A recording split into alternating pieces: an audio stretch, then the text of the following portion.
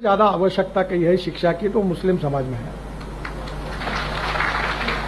दुर्भाग्यवश यह है कि पांच ही धंधे समाज में लोकप्रिय है: चाय की टपरी, पान ठेला, कबाड़ी का दुकान, ट्रक ड्राइवर और क्लीनर। पर हमारे समाज में से अगर इंजीनियर, डॉक्टर, वकील, आईएएस, आईपीएस ऑफिसर बनेंगे तो ही समाज का विकास होगा। और इसलिए हम मस्जिद में एक बार नहीं 100 बार नमाज पढ़ें, पर विज्ञान और तंत्र विज्ञान को अगर हम आत्मसात नहीं करेंगे तो हमारा भविष्य क्या होगा।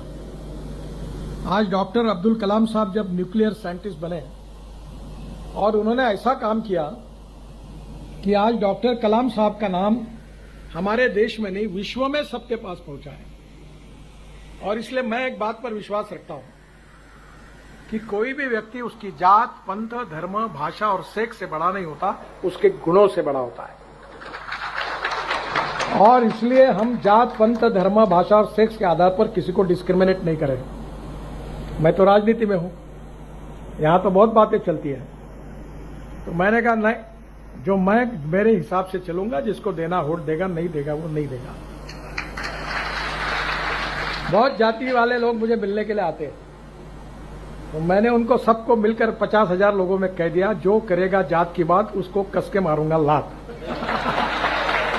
तो मुझे मेरे मित्रों ने कहा कि ये कहकर तुमने बड़ा नुकसान किया है। मैंने बोला जो होगा सो होगा, अगर चुनाव जीतता नहीं तो आदमी मरता थोड़ी है, मंत्री नहीं हुआ तो। पर मैं अपने उसूलों के साथ इस पर कायम रहूंगा और व्यक्तिगत जीवन में उसका आचरण करूंगा। आज मुझे खुशी है कि अंजुमन इस्लाम से हजारों लड़के लड़कियां इंजीनियर बने।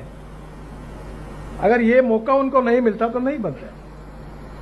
और इसलिए शिक्षा बहुत महत्वपूर्ण है। और शिक्षा से केवल आपके परिवार की और आपकी प्रगति और विकास नहीं होगा, तो शिक्षा से समाज का और देश का विकास होगा। नॉलेज ये पावर है, और ये जो पावर है ये आत्मसात करना अलग अलग क्षेत्र में आपका बहुत महत्वपूर्ण मिशन है। तो मैं ज्यादातर मेरा समय किसानों में काम करता हूं, क्योंकि हमारे यहां विदर्भ में 10,000 से ज्यादा किसानों ने आत्महत्या की है। और मैं ये मानता हूं कि इसको हम इस समस्या को कैसे सुलझाएं, बहुत कठिन है सुलझाना। और इसलिए पिछले अनेक सालों से इन समस्याओं का अध्ययन करते हुए हमारे कृषि और ग्रामीण क्षेत्र की तस्वीर कैसे बदलेगी, इसके लिए मैं काम करने की कोशिश कर रहा हूं। और इसलिए मेरा विश्वास है कि आज आपको जब ये डिग्री हासिल होगी तो मैं आपको मित्र के रूप में एक संदेश दूंगा कि नौकरी मांगने वाले नहीं, नौकरी देने वाले बनो। मैं भी हमारे कम्युनिटी में जो भी उठता था बैंक में नौकरी करता था या टीचर बनता था। तो मेरे जो बहनों थे, एक न्यूक्लियर साइंटिस्ट थे, बाबा एटॉमिक रिसर्च, बहुत बड़े पोस्ट पर थे, और दूसरे नेपा पेपर मिल के मैनेजिंग डायरेक्टर थे। दोनों मेरी स्टूडेंट थे, पटवर्धन स्कूल से फर्स्ट मेरिट आए थे। तो स्वाभाविक रूप से मेरी बहनें मुझे बोलती थी तेरा ध्यान ही नहीं, तू अध्ययन ही नहीं करता। तो मैंने उनको पूछा अध्ययन करके क्या करूं? बोले बैंक में सर्विस करो। तो बैंक में क्लर्क बनूं? तो उन्होंने कहा आप बैंक में सर्विस करो।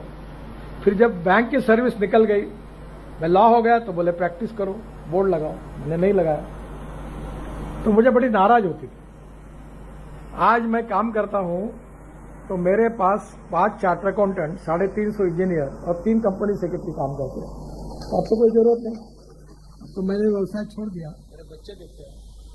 तो पहली बात, डिग्री का और सक्सेस का संबंध कितना है आप जरा समझिए। Knowledge with entrepreneurship is very important.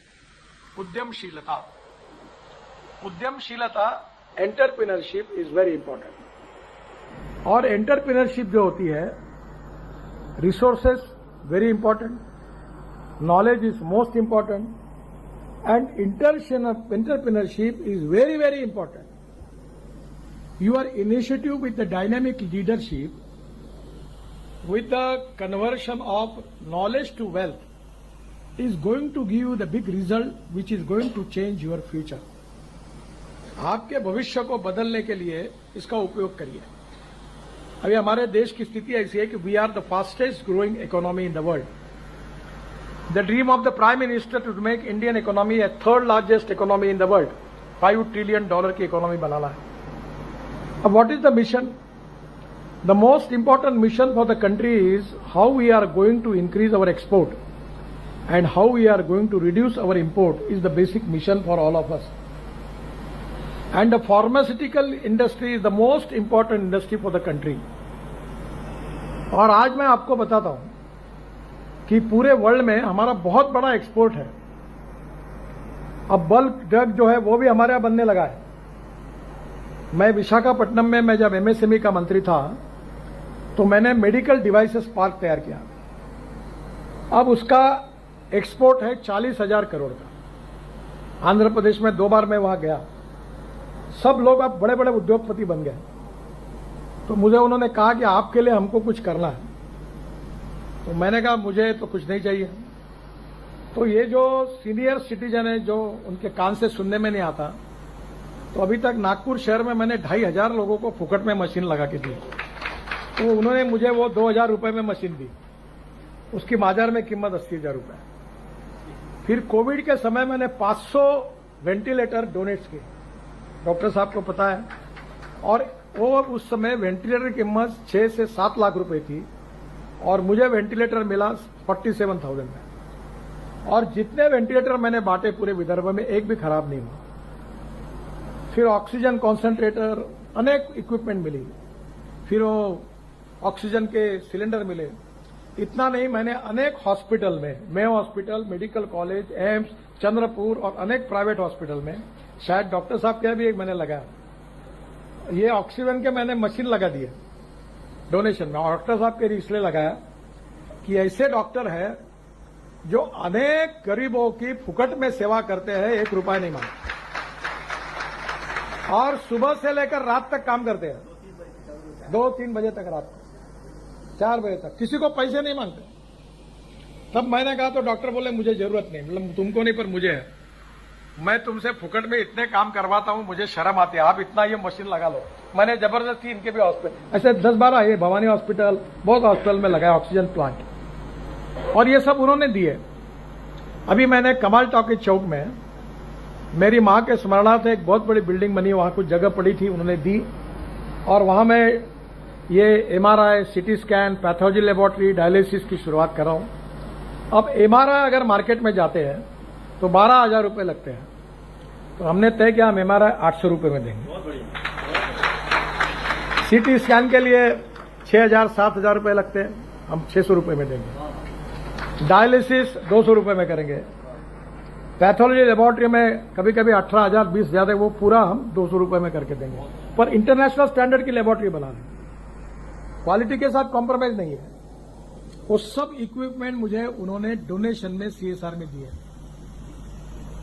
मैं आपको ये मानता हूं कि नॉलेज इंपॉर्टेंट है, वेल्थ इंपॉर्टेंट है, पर वेल्थ में पूरी कमाने के बाद जो गरीब है, शोषित है, पीड़ित है, जो सामाजिक, आर्थिक, शैक्षणिक दृष्टि से पिछड़े हुए हैं, उनकी मदद करने में आपको आगे आना होगा। आपको शायद पता नहीं है कि अजीज प्रेम जी करके आईटी सेक्टर के बहुत बड़े व्यक्ति, अभी उनकी उम्र हो गई, मुझे मिलने के लिए बेंगलोर से आए थे।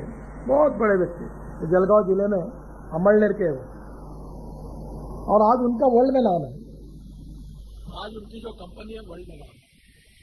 प्रगति और विकास करने के लिए कोई जात, पंथ, धर्म, भाषा, सेठ की जरूरत नहीं है। जिसमें दम है वो करता ही है।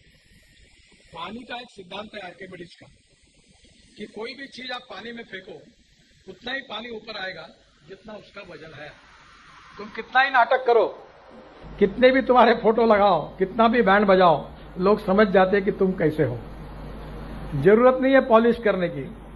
पीतल पर कितना भी पॉलिश किया तो भी सोना नहीं बनता, थक जाओगे आप। सोना सोना ही होता है।